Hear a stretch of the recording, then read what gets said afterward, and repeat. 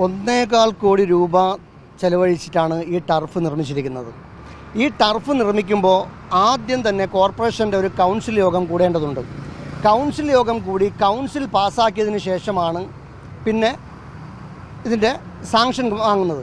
ഇത് കൗൺസിൽ യോഗം കൂടുന്നതിന് മുന്നേ അന്നത്തെ മേയർ ആര്യ രാജേന്ദ്രൻ ഒരു കത്ത് കൊടുക്കുകയാണ്.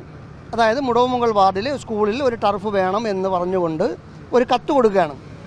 ഈ കത്തിൻ്റെ അടിസ്ഥാനത്തിലാണ് ബാക്കിയുള്ള എല്ലാ കാര്യങ്ങളും നടന്നിരിക്കുന്നത്.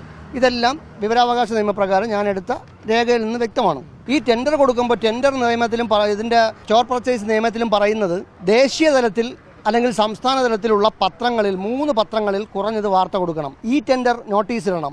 ഈ ടെൻഡർ നോട്ടീസ് ഇട്ടതിന് ശേഷം 21 ദിവസം ടെൻഡറിൽ പങ്കെടുക്കാനുള്ള സമയം കൊടുക്കണം. 27-ാം തീയതി പത്രത്തിൽ പരസ്യം വരുന്നു, 28-ാം തീയതി ടെൻഡർ ഇടുന്നു, 29-ാം തീയതി ടെൻഡർ ഓപ്പൺ ചെയ്യുന്നു. എല്ലാം 2 ദിവസം കൊണ്ട് എല്ലാ കാര്യങ്ങളും നടന്നിരിക്കുകയാണ്. ഒരിക്കലും അങ്ങനെ നടക്കാൻ പാടില്ല. അത് ഒരു അഴിമതി തന്നെയാണ്.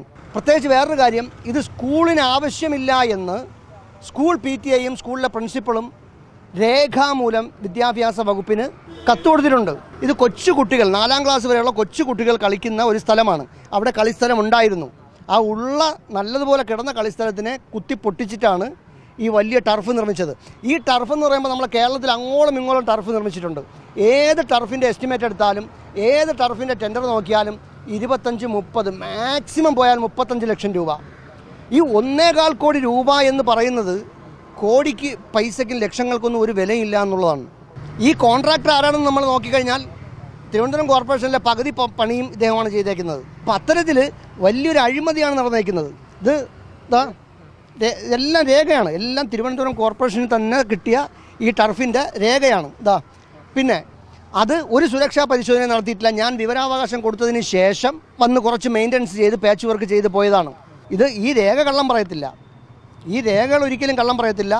നിലവിലിപ്പോൾ മേയർക്ക് പരാതി കൊടുത്തിട്ടുണ്ട്. മേയർ വിജിലൻസ് അന്വേഷണത്തിന് വേണ്ടി ശുപാർശ ചെയ്ത് ഉത്തരവിട്ടിട്ടുണ്ട്.